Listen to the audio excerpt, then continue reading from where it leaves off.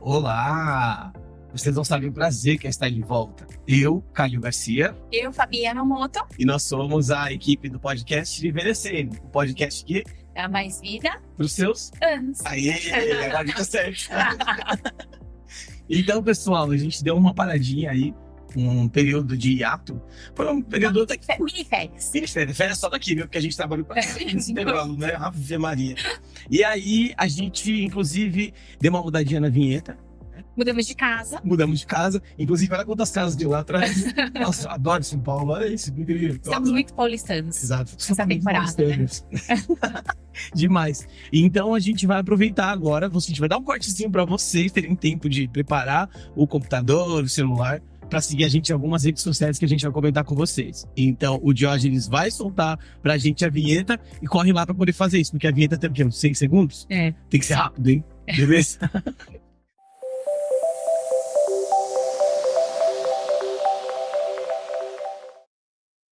Então, nesse nosso retorno, a gente não voltou sozinho, de certa forma, né? Dessa vez, o Envelhecendo Podcast ele é um oferecimento da Integralidade, que é uma clínica de reabilitação fonoaudiológica, né, Fabi? Focado em promoção e prevenção de saúde também. Exato. Na verdade, a gente foca no processo de envelhecimento, né, Calil? Tudo que a gente fala aqui sobre envelhecimento, como envelhecer saudável, o que a gente pode fazer para envelhecer melhor, a gente leva, né, esse conceito para a nossa clínica também, para os nossos atendimentos. Exato. E aí a família contou o segredo. É um oferecimento nosso para nós mesmos.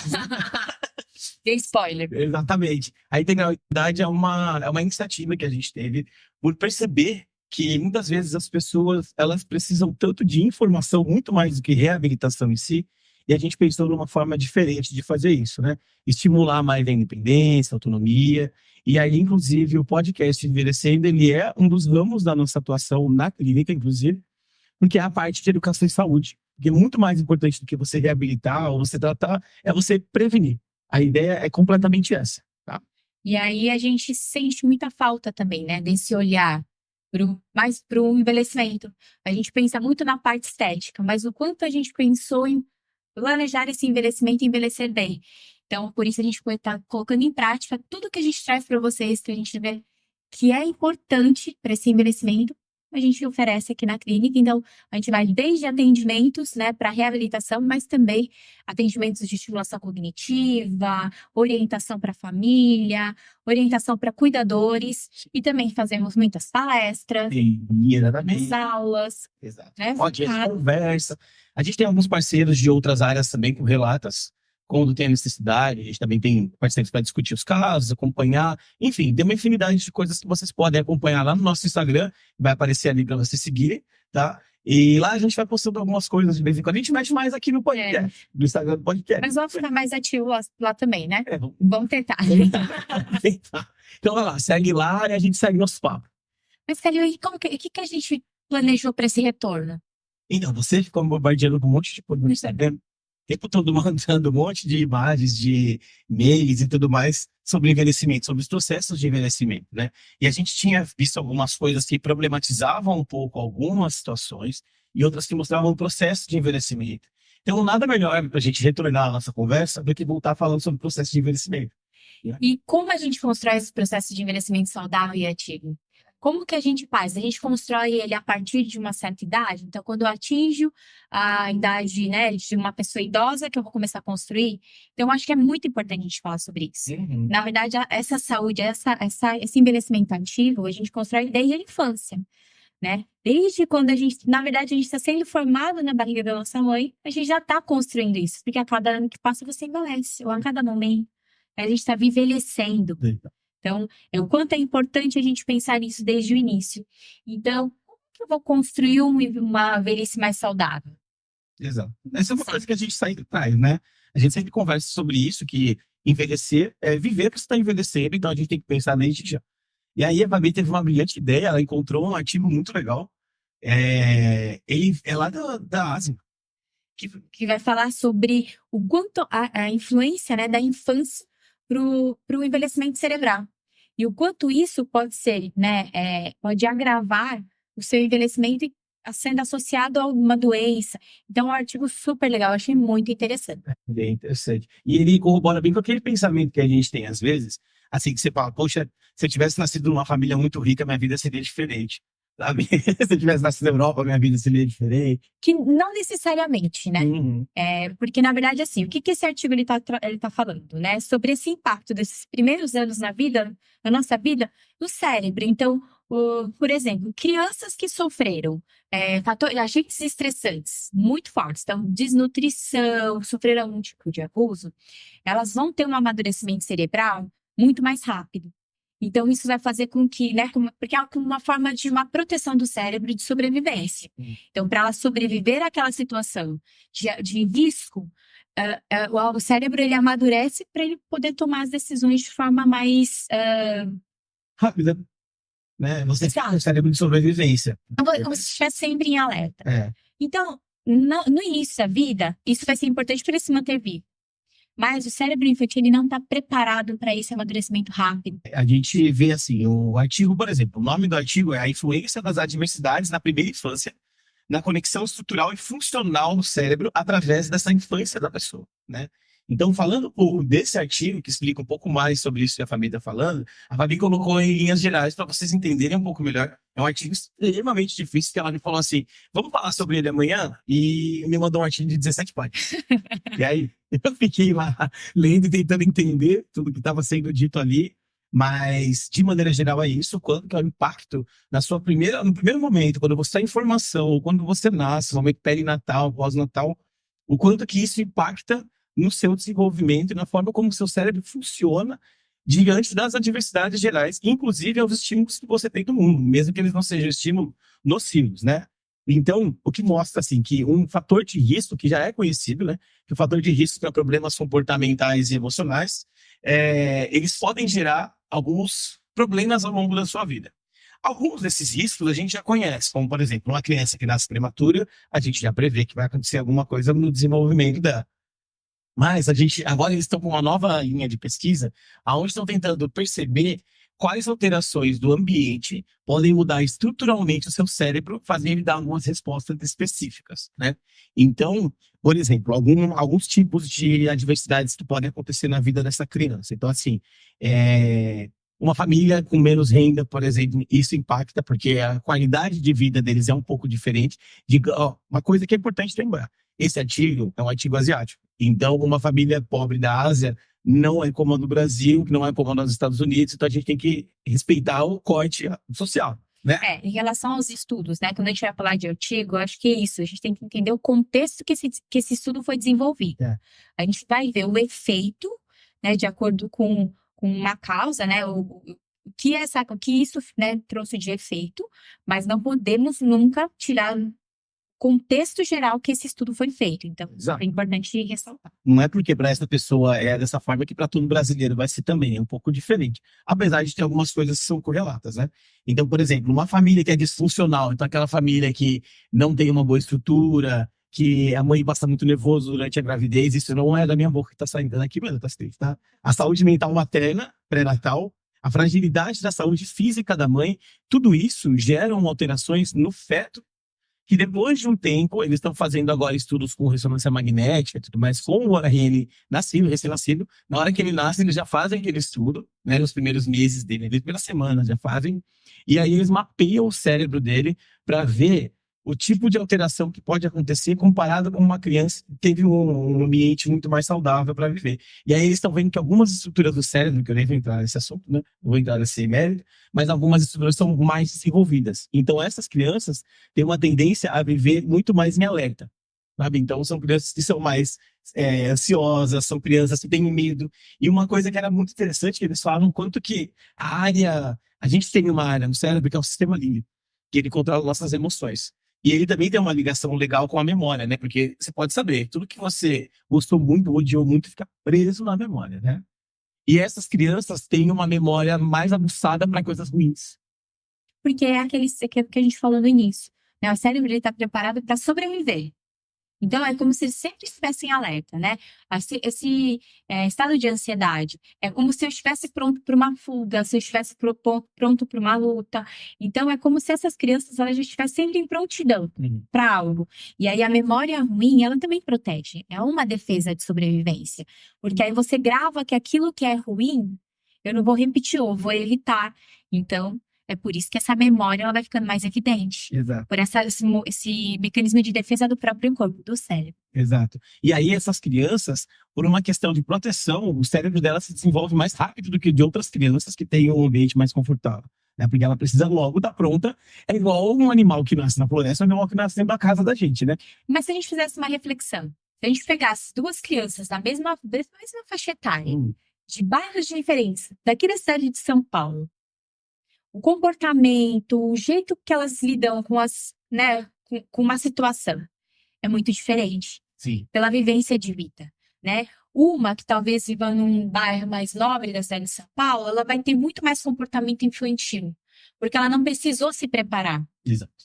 Ela pôde ser criança, então o cérebro dela está se comportando como deve ser de uma criança. Uma outra criança dessa mesma faixa etária que mora em uma periferia muito vulnerável e que viva num lar, né, que tenha muita briga, né? ou passa até muita dificuldade financeira e às vezes nem tem um alimento em casa para se alimentar adequadamente, ela vai ter um comportamento diferente porque a situação, a realidade dela exige. Então o cérebro dela já se comportou de uma forma diferente. Sim. E amadureceu muito mais do que a criança que tem uma condição muito melhor. Mas isso pensando também, sabe, a questão financeira, Sim. né? Porque existem outros fatores que podem também acelerar esse desenvolvimento do cérebro. Né, que são os abusos, as violências, Sim. que isso não garante que vai acontecer só em lares humildes, Sim. né? Algumas coisas podem acontecer em outros lugares que ficam escondidos. Por isso que eles colocam vários, inclusive, são vários fatores, né? Tem um deles que é financeiro, tem outros que são mais psicológicos, tem a perturbação da mãe, né? Às vezes é uma mãe ricaça que está em depressão, plena depressão, antes do parto. E depressão pós-parto também é uma coisa que pega bastante, que eles colocaram, listaram no artigo. Então é isso mesmo, assim. E é engraçado que essa criança, ela nasce com esse cérebro mais esperto para questões da vida. Né? Para ela nascer ela nasce já pronta, com uma casca mais dura, para lidar com algumas adversidades. Mas, em compensação, as coisas que ela precisa ser mais estimulada, como, por exemplo, desempenho escolar, a criança que nasce num ambiente mais confortável, ela tem uma tendência a ser melhor, ter um desempenho melhor nessas habilidades, né? Quando a aprendizagem ela envolve muitos processos. Então, a alfabetização ela envolve um processo muito grande de muita circuitaria neuronal. Então, isso exige muito desse cérebro que passou por muitas situações. Não, e as questões escolares também vão sendo afetadas, porque é um processo muito complexo, né, de circuitos neuronais que precisam ser realizados. Então, imagina, além do lado esse lado emocional que vai pesar muito. Então, é um processo muito difícil. As dificuldades de aprendizagem, eu acho que é um grande sinal para que algo pode não estar tão bem, ou né, no lado emocional, ou que sempre vale ser investigado. Então, é sempre um sinal de alerta quando a criança começa a apresentar alguma questão de aprendizagem. Sim, é verdade. E aí, no mesmo estudo mesmo, eles colocam essas crianças recém-nascidas e depois eles comparam alguns marcadores, 4 anos e meio, 6 anos, 7 anos, que são anos, assim, de desenvolvimento de linguagem, que a gente usa aí uns 3 anos e meio ali, né? Uns marcos de desenvolvimento de linguagem, aos 7 anos é quando ele entra na escola, mesmo num estudo mais formal. E aí eles veem que essas crianças, aos 7 anos de idade, elas têm alguns comprometimentos maiores, como, por exemplo, dificuldade de autorregulação, dificuldades de autoconfiança, um comportamento um pouco mais desafiador, coisas desse gênero. E aí a gente pode fazer um paralelo com o envelhecimento do ser humano em geral, né? A pessoa que tem essas alterações cerebrais, ela pode levar isso até o final da vida. É uma pessoa muito mais propensa a ter demências, a ter depressão, né? A gente sabe que muitos quadros de depressão podem puxar demências, né? Podem causar algumas coisas aí. Então, a gente ouve nossos pais contando da infância difícil deles, né? Aquela infância de levar as coisas com um faquinho de arroz. E a gente, às vezes, até acha que eles estão exagerando. Mas muitas coisas que a gente vê nas nossas famílias, muitos comportamentos, tem muito a ver com isso, né? A escassez de substrato, eles não tinham uma vida que fosse minimamente estável, né? Não, e também pensar que se um cérebro ele amadurece antes, ele vai envelhecer antes. Então, diminui essa flexibilidade, né? Essa flexibilidade que a gente estava falando, né? Sobre neuroplasticidade. Se eu exijo do meu cérebro, numa fase que ele deveria ser infantil, e ele precisa ter um comportamento ou ações de um adulto, isso a gente acelerou, pulamos uma etapa. Só que isso vai faltar no futuro. Então, por isso, esse estudo está trazendo isso, né? Que as crianças vão sendo mais propensas a desenvolver alguma questão neurológica. Então, até o aparecimento de um Alzheimer. Porque ela acelerou, ela adiantou esse processo do cérebro. Então, vai diminuindo essa flexibilidade. Por isso que é tão importante a gente se preocupar com as etapas, né? Mas também, nada é definitivo. Então, por exemplo, as pessoas que tiverem uma infância muito difícil, não significa que isso já está pronto, tá? É o seu destino ter alguma questão. Porque a saúde a gente constrói. Eu acho que é um processo que a gente vai vivendo. Sim. Então, existem ações que a gente pode ir melhorando a nossa qualidade de vida para a gente envelhecer melhor. Para a gente conseguir ter uma qualidade de vida até o final. Que isso não seja só uma etapa, só uma fase da minha vida e depois eu vou passar por várias questões de saúde, eu vou ter um problema neurológico. Não, acho que não é Fadado a nada, né? Não tem como, não é um jogo de videogame. E você escolhe um caminho, você vai para um lugar, o outro caminho, você vai para outro fechado. Não, a vida é cheia de oportunidades, né? Isso. E agora eu vou fazer até um autorrelato aqui, uma exploração da minha vida. Eu vou ficar sabendo de coisas que só psicólogos. E agora Nossa! Abrindo meu coração, abrindo meu coração superior. Uma alta exposição aqui. Você é corajoso. Muito louco, né? Pois é, sou corajoso, gente. Tudo pela audiência. Brincadeira. É o seguinte, eu nasci numa família de classe média alta, numa família com uma grana até que boa. Só que eu não era filho daquela família. Eu era um agregado. Era, tipo, como que era o nome do agregado lá da Capitu lá? Não, Mentira. não, eu acho que eu tô inventando, eu tô misturando as histórias, inclusive. Mas tinha um agregado José Dias, né? A casa rica e era pobre. Entendeu? Então, eu nasci nessa família e eu tive uma vida muito confortável até uns 3, 4 anos de idade. Até que a minha mãe se aceitou com meu pai. Eu tô falando um relato muito íntimo desse, né? Pois é. E aí, eles não eram pessoas boas de dinheiro, ao contrário. Eles tinham certas dificuldades ali. Então, eu fui tirado de um ambiente de muita proteção e colocado num ambiente onde eu tinha que ficar em alerta o tempo todo.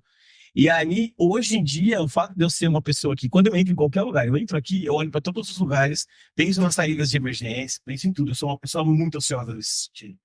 E o caminho que a gente está percorrendo agora em terapia, inclusive, é eu entender quais mecanismos dessa minha infância que fizeram eu ser a pessoa que eu sou hoje. Porque você sabe que eu sou muito ligeiro nessas coisas, né? E não era pra eu ser assim, né? Então é uma coisa que parece muito com essa situação. Não que no pré-natal eu tivesse sofrido alguma coisa, mas no período da construção, naquela primeira infância, os primeiros 1000 dias da minha vida, eu tive um espaço. De repente eu fui colocado num estresse muito grande para uma outra realidade. É muito louco, né? Os primeiros 10 anos da nossa vida definem muito, né? De como a gente vai moldar um pouco o nosso jeito de ser. Exato. Né? Inclusive, esse estudo fala, né, que esses agentes estressadores nos primeiros 10 anos, eles vão fazer muita diferença no desenvolvimento cerebral. Então, o quanto você vai ser, né, ansioso porque eu tenho que estar sempre em alerta, o quanto eu tenho que estar na defensiva de ou fuga ou briga. Então, isso é uma coisa que vai fazer um diferencial na vida das pessoas. É engraçado isso, como o cérebro da gente se adapta a situações de perigo muito mais até do que de conforto, né? Isso é muito doido, né? É para sobrevivência. Sobreviver. A gente é animal, né? Nosso corpo, ele vai se preparar para sobreviver. Então, ele vai se adaptar na situação que vai tentar deixar você vivo por mais tempo. Então, você vai ficar em alerta, você vai tentar pensar em voltar de fuga. Então, pessoas que vivem, né, em constante perigo ou em muita vulnerabilidade, o corpo se adaptou para isso. E o cérebro, né, que é o nosso comandante, é o primeiro a se adaptar, se adequar a essa situação para sempre te proteger de alguma forma. Exatamente. Então, é uma coisa. Mas não se preocupem que pessoas que viveram, né, nessa vulnerabilidade ou passaram por muita dificuldade financeira na infância, não está fadado a ter um Alzheimer, um ser cardíaco, né? Porque existem fatores mutáveis. Sim. Que a gente vai falar um pouco sobre isso também, sobre essa construção desse envelhecimento. né? Nada é definitivo. O processo de envelhecimento, ele acontece desde o momento que a gente nasce. Mas os nossos hábitos, tanto bons quanto ruins, vão consolidando, vai acontecendo ao decorrer dos anos. Então, e os hábitos, né, eles não são, eles são criados porque a gente sabe que é importante. Então, nem todos os hábitos são prazerosos de fazer no início. Não mesmo, ir pra academia. Toda vez eu falo isso. Eu vou pra academia pode. E posta, né? Dá uma biscoitadinha, mas posta, né? Eu não ganho nisso aí, né? Então, não é Ficava sofrendo lá. Não, tem que saber por algum motivo, né? escolher uma alimentação entre comer um hambúrguer, tomar um refrigerante, escolher um alimento mais equilibrado, mais saudável, né? Então, essas escolhas, a gente vai construindo. Sim. Então, fazer boas escolhas, ficar mais calmo, ter momentos para você, né? Saúde mental. É difícil. É muito difícil, né? Mudar hábitos é uma construção mesmo, e muito difícil. Essa coisa, principalmente a questão, assim, de comportamentos e de sentimentos, acho que é muito mais ainda. Às vezes a gente precisa recorrer ao Finster, né? Muitas vezes a gente precisa recorrer, mas o fato é esse, a gente tem que lembrar sempre que o processo é um processo, está em andamento, nossa vida está em andamento, não é porque eu fiz um relato da minha vida que eu vou ser fadado aquilo pro resto da vida. Espero que não. Vai ser ansioso para sempre, que eu vou ter que conviver com isso. Nasci assim, eu tive, né, isso nos meus primeiros 10 anos e pronto. Agora eu vou ter que levar isso para sempre. Não, acho que existem fatores que são mutáveis. A gente tem os fatores genéticos, Sim. que esse a gente não tem muito o que fazer, né? A gente nasce com eles, mas existem outras coisas que podem nos ajudar a melhorar, ter um processo muito melhor. Exato. Não, e aí acho que vale a gente falar, né? Mas também o quanto nós acreditamos que isso depende de nós, essa mudança de criação de bons hábitos, de criação de um processo de envelhecimento muito mais ativo e saudável. Esse planejamento, o quanto depende de você? Ou o quanto depende de pessoas que vão cuidar da gente no futuro? Isso é uma coisa até legal, assim, quem estiver ouvindo a gente, seja no YouTube, seja no Spotify, mandar ali escrito, coloca ali nos comentários, o que você pensa a respeito do seu envelhecimento, né? De como vai ser esse processo, como você está encarando isso. A gente vai compartilhar alguns questionamentos que a gente fez para pessoas que são da nossa bolha e de fora da nossa bolha também, em diversas faixas etárias. Então, tem pessoas de 28, 50, 60, teve uma pessoa de 70 que respondeu, muito legal, a respeito de como você vê o próprio envelhecimento, né? Isso é uma das coisas muito importantes. É importante a gente se ver nesse processo, né? É difícil, não é fácil, mas é muito importante. Então, eu vou trazer aqui um pouquinho das respostas que tiveram, que tem umas respostas muito legais. Tem uma aqui, ó. A pergunta era assim: qual a sua idade? Aí essa pessoa que respondeu, ela tinha 28. Então tem de 28, tem de 48, todo mundo terminando com 8. Tem 35, que é a nossa idade, enfim, tem uma lá de 70 e tudo mais. E aí eu perguntei se a pessoa se considerava jovem ou velho. A pessoa de 28 anos se considerou jovem, ponto. Né? Aí uma pessoa de 35 colocou assim: ó, jovem pelo meu estilo de vida, porém já sinto meu corpo não aguentando como antigamente. Igual você, família. Que é uma jovem de idade, mas uma velha no corpo de jovem. Eu vi qual outra aqui que tem sido, né? Conhecido nada. Mas engraçado que é uma pessoa com 43, por exemplo. Você se considera jovem? Sim, jovem. Considero jovem. E um dia que era achado de 70 anos, que essa achei muito legal. Aqui, tem um bem legal. 36 anos, ó. Você se considera jovem ou velho? Por quê? Me considero adulto, porque eu tenho uma noção subjetiva de que não tenho a mesma ingenuidade de um jovem. Mas ainda não passei por experiências limitadoras de aprendizado suficientes para me considerar uma pessoa que não tem mais o que aprender. Velho, eu acho que longevidade é estar aberto aos aprendizados da vida. A gente pode escolher um pouquinho. Isso é muito legal, né? Mas eu achei profundo, assim, sabe? Associar a questão do velho, você chegou num limite de não ter aprendizado. Eu acho que o velho, realmente, eu acho que é isso. Por isso que a gente fala idoso, ou a pessoa se senta mais, porque o velho é aquilo que já tá pronto para ser jogado fora, né? Mas acho que o conceito que a pessoa entende é esse, entendeu? O velho foi esse. Conceito. Né? Mas eu acho que nunca existe um limite para aprender e para... Eu acho que e até tem uma coisa que a gente tem falado muito sobre isso, né? Sobre sonhos. Esses dias a gente estava conversando sobre isso. Sim. Se existe idade para se realizar um sonho. Eu acho que todo mundo tem um sonho que não se realizou. não realizou, né? E existe uma idade para isso? Porque quando a gente vai pensando no processo de envelhecimento, a gente falou isso nos episódios lá da primeira temporada, que um dos fatores para você ter, né, um ânimo para acordar todos os dias, e levantar e sair de casa, sair da cama, é você ter um propósito na vida. Exato. Se você não tem esse propósito, a vida vai perdendo sentido. É verdade. Mas é isso mesmo, eu acho que é propósito. O propósito faz você sair do lugar, a proposta do que você quer fazer. Nunca é tarde, Dona. Nunca. Eu acho que tudo você pode correr atrás, sabe? Então, não sei, acho que você não é resposta. Acho que vai sim. Qual a sua idade? São Paulo. Idade, não cidade, amigo. Muito bom. E aí tem outra. Gente, desculpa, meu amigo. Assim, só não tem foco senhor. Ó, gente, às vezes ele dá umas...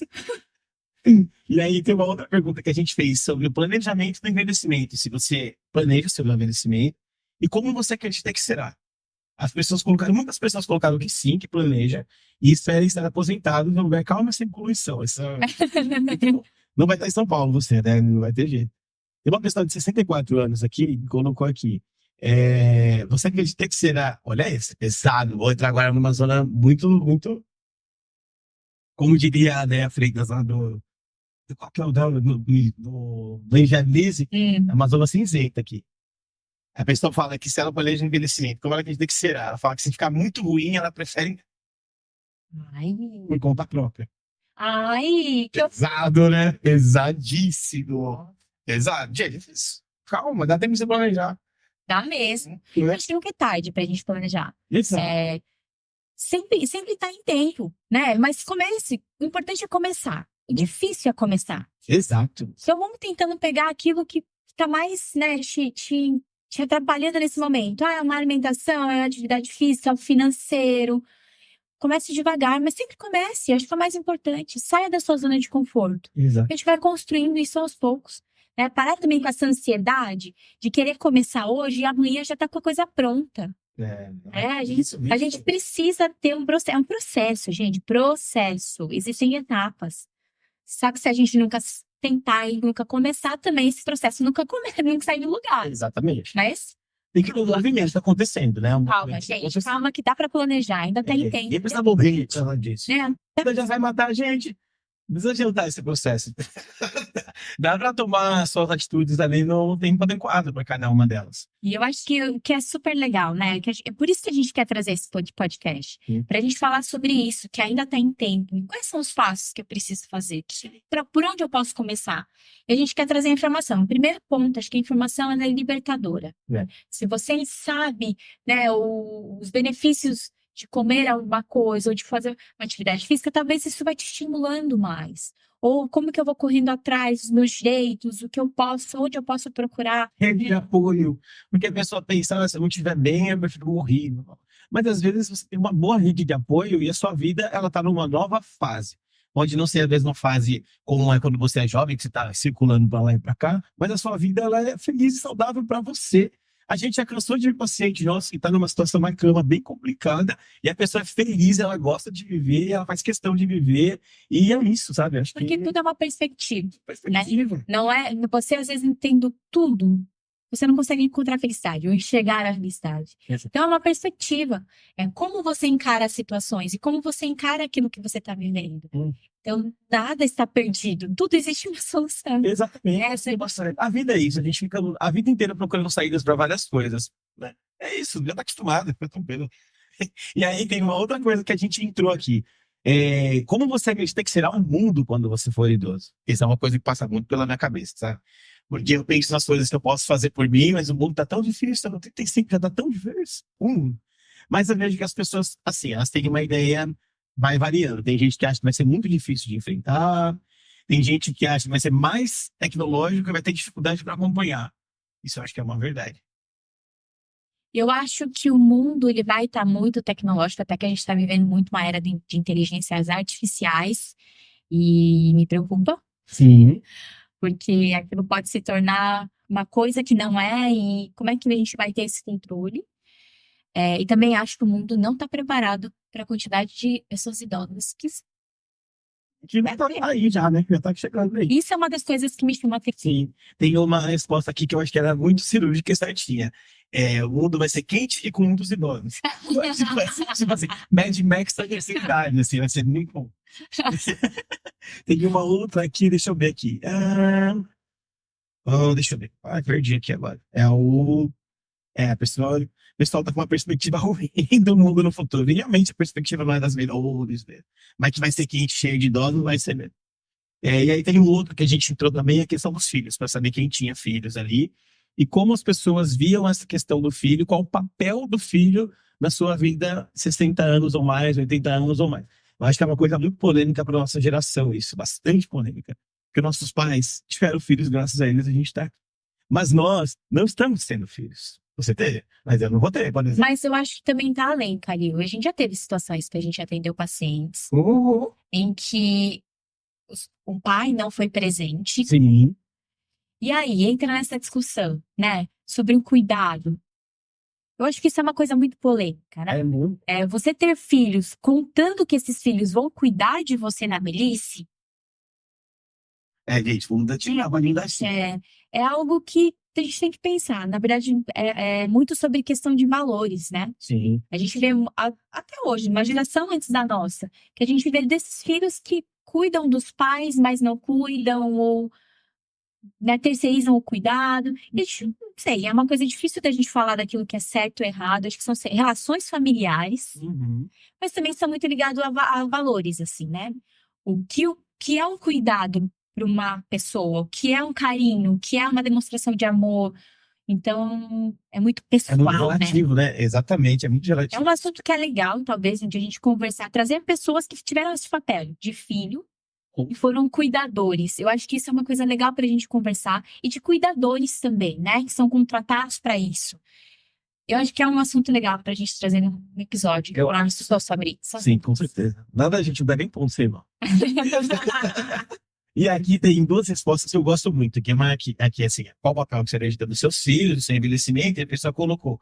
Eu acredito que elas serão um ponto de realidade dentro da minha rotina. Isso é muito legal, eu acho muito legal. Porque é como aquela história do irmão ser aquele ponto que você tem sempre de vínculo com o passado, né? Você pode, seus pais podem estar ali, mas seu irmão tá, você tem o seu mundo tá ali ainda. O filho deve ser mais ou menos assim também.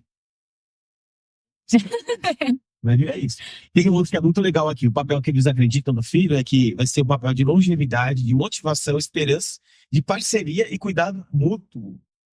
Isso é legal. Exatamente. Muito legal mesmo. Nossa, é um olhar diferente, um olhar muito bacana. Não é? É por isso que é legal você ter essa conversa, né? Essa sua ideia é maravilhosa. Que trouxe Exatamente. olhares diferentes. E isso conta muito a experiência, né? Cada um teve uma experiência de relações familiares, de criações diferentes. E aí você constrói esse olhar de uma forma diferente também. Exatamente. Eu sei lá, eu penso na minha envelhecimento, assim, como tudo. Então, eu me cuido, eu penso no meu envelhecimento e tudo mais, mas eu queria ser um idosinho bem, bem, bem, bem, bem independente mesmo, sabe? É o sonho de todo Não é? Mas aquele assim, independente de morar numa comunidade com meus amigos. mundo. Igual a gente, inclusive, estava vendo alguns posts aí, né, que já estão acontecendo. Teve uma reportagem da BBC que fala sobre um grupo de idosos que eles se reuniram e foram morar todos na mesma comunidade. Eles compraram uma casa, um sítio, né? Foram morar lá, 6, 7 pessoas, e aí eles mesmos criaram uma sociedade de ajuda mútua. Isso eu acho muito legal e eu acho que isso é o futuro, viu? Sim, eu acho. Eu acho que essa ideia, né, de você viver em comunidades adaptadas, talvez seja um bom caminho que vai se construindo aí. Até que o mundo não se adapta tão rápido assim, você vai adaptando a sua realidade ali dentro da sua possibilidade, né? Sim. Mas também eu vi uns estudos que me deixaram preocupadas. Por exemplo, eu vi uma reportagem recentemente que fala que uma boa parcela da população brasileira vai ser obesa. E aí, essa obesidade na velhice, né? Porque o corpo é como se a gente fosse marcando o corpo, né, com algumas coisas. Uma obesidade, sabe? Pode trazer alguns riscos, algumas coisas. E podem impedir Envelhecimento. diminuir a sua independência, sua autonomia, né? Então, são coisas que a gente precisa ir pensando e trabalhando agora. Você falou sobre como que você quer estar, né, quando você envelhecer. Eu também tenho o meu desejo de como eu quero estar. Também quero ser uma idosa independente. Não, eu tenho um filho, mas não quero ser dependente desse meu filho. Eu quero tentar manter a minha independência e minha autonomia ao máximo que eu Com puder. certeza. Até muito próximo do fim da minha vida. E aí eu tô tentando fazer essa construção, que é muito difícil. Então, a academia eu vou 2 semanas, falto 4. Então, Mas tô tentando, acho que sempre o recomeço é importante. eu melhorei, né, no quesito academia, sabia? Porque agora eu tô indo pra... Eu pulo uns dias, porque, né, tem dia que dá uma preguiça, final de semana, né? Friozinho agora. Friozinho dá difícil demais. Mas aí eu tô indo pelo menos 3 vezes na semana, toda semana eu vou pra academia. Mas uma vez eu escutei alguém falando, acho que na rádio, que o mais importante não é você não falhar, porque é muito difícil você não falhar. Sim. O mais importante é você pensar, não, mas eu posso recomeçar. Uhum. Então, você sempre saber que você tá podendo recomeçar, reconstruir, refazer. Então, eu tô tentando seguir isso, né? Tento ir o máximo que eu consigo, mas às vezes minha rotina é muito louca, não consigo. Mas semana que vem dá, ou amanhã dá, ou eu sempre tô tentando voltar, pra Sim. nunca ficar sem. Tem um meme de esses meio coach, assim, eu julgo, mas eu compartilho. Que são aqueles assim, que falam sobre a constância. A constância não é um copo cheio o tempo todo. É um copo cheio, um copo meio vazio, um copo mais cheião, um copo ele vai mudando, mas você não deixa de encher o copo um pouquinho todos os dias. Então, acho que é isso que a gente precisa lembrar. Que mesmo que você faça pouco, mas faz, sabe? Não deixa de fazer. Porque você tem que aceitar as suas falhas, mas não aceita muito não, porque fica feio, como estava pensando. Tem que ter um controle ali, né? E aí acho que um resumo então de tudo que a gente falou, né? A gente falou de coisas muito científicas, né? Sobre esse amadurecimento precoce de cérebros, de crianças que passam por muita vulnerabilidade ou algum tipo de violência. Mas pontuando que não é porque você sofreu uma coisa na sua infância que isso vai te gerar um dano. Nossa, agora tá certo, você vai ter um Alzheimer, você vai ter uma Depressão. doença cardíaca, vai conviver com uma depressão. São coisas que você consegue trabalhar no decorrer da vida. Então, para isso que existe terapia, para isso que existe atividade física, alimentação. E a gente vai construindo isso para você conseguir usufruir de uma vida saudável e tranquila. Como a gente deveria imaginar a aposentadoria. Como a gente deveria imaginar, né, como deveria ser a velhice. Aquilo tranquilo, aqueles idosos viajando naquele grupo de Sim, sucesso. da terceira idade. Então, que é isso. E quando a gente pensar na aposentadoria, que realmente seja essa a realidade. Então, que a gente vá construindo isso, independente daquilo que foi o início da sua vida, né? Para algumas pessoas, isso vai sendo um pouco mais difícil, mas existe uma forma de mudar e de construir um envelhecimento saudável e ativo. E é isso que a gente vai tratar no nosso podcast. E este ano a gente tem outras propostas também, né? Vamos agora mais um spoiler da próxima temporada, porque eu gosto de spoiler. Então, a gente vai sair um pouco da saúde. A gente começou por coisas da saúde, mas a gente vai começar a permear um pouquinho por fora, porque tem outras coisas que são importantes também, né? Então, vocês vão ver a gente trazer alguns temas aí que vão além do envelhecimento, no sentido de como você deve envelhecer saudável, mas escolhas que você precisa fazer. Tem coisas aí que são inevitáveis, gente. Tem coisas que você tem que pagar e você tem que saber como você vai pagar, né? Porque uma coisa que acontece é a redução de renda quando você se aposenta. Você não vai ficar viajando por aí com a mesma renda que você tem agora, não. Ela vai diminuir. Como vai lidar com isso, sabe? Então a gente vai ir para uns caminhos agora um pouco mais fora da saúde. Embora fonoaudiólogos, a gente tem muita gente que vai trazer informação legal e nova para a gente aí daqui para frente. Aproveita e coloca aí, comenta pra gente, deixa nos comentários aí como você está fazendo com o seu envelhecimento. O que você está trabalhando para você, qual é a sua perspectiva, inclusive de futuro. E a questão dos filhos, eu acho que é uma coisa bem interessante. A gente vai pegar esses comentários, a gente vai usar muito para falar ao longo deste ano aí, tá bom? Então participem mais para a gente conseguir trazer mais coisas que vocês trazem pra gente, né? Como o Calil falou, essa temporada vai ter um que é diferente. Vamos falar sobre saúde, mas vamos falar de questões financeiras, locais, né? E como que funciona casa de repouso. Então, a gente quer tentar transitar um pouco sobre todos os temas. Que o envelhecimento, ele não é só o que eu como, atividade física, a minha saúde mental, mas sim o que eu tô planejando além disso. Sim. Então, nos siga. Exato. Nas redes sociais, Não segue só no Instagram, não. Vamos falar de novo. Vocês conseguiram a gente no Instagram. Segue no Instagram. Vai lá no YouTube também. Acompanha a gente lá. no Spotify. Um episódio completo, né? E o povo assiste só os cortes, depois fica brigando nos nossos comentários. No Spotify. No TikTok tem a gente só coloca cortezinho lá também, porque a gente não é jovem o suficiente pro. A gente não é da geração do TikTok. Não, a gente não vai em sala. Então, a família, Ah, nossa, que pedaço bem. se a gente chegar a 1 milhão de seguidores, a família dança. Calma. Mas, enfim, sigam a gente lá, ativem o sininho, né? Ah, é. Ativa o sininho, se inscreve no canal para vocês ficarem sabendo, receber as notificações de episódios novos. Segue a gente lá na Integralidade. E a gente vai ter temas muito interessantes nessa temporada. Então, fiquem de olho. Exatamente. Por hoje é só. A gente volta daqui a 15 dias. A gente vai continuar quinzenal. A gente nem falou do período. Vai ser quinzenal ainda, porque a gente tem um montão de outra coisa também que a gente está fazendo ao mesmo tempo, concomitantemente. Então, daqui a 15 dias a gente está de volta, a 1h da tarde, como sempre. Vão acompanhando nas redes sociais, porque se você esquecer, a gente lembra vocês lá. Só que a melhor forma de você lembrar que vai ter episódio daqui a 15 dias é colocando o sininho lá que ele te avisa. Se inscreve no canal e ativa o sininho. Exato. Não, e deixa um joinha neste vídeo. Valeu, gente. Muito obrigado por ter esperado a gente, viu? Tchau, tchau.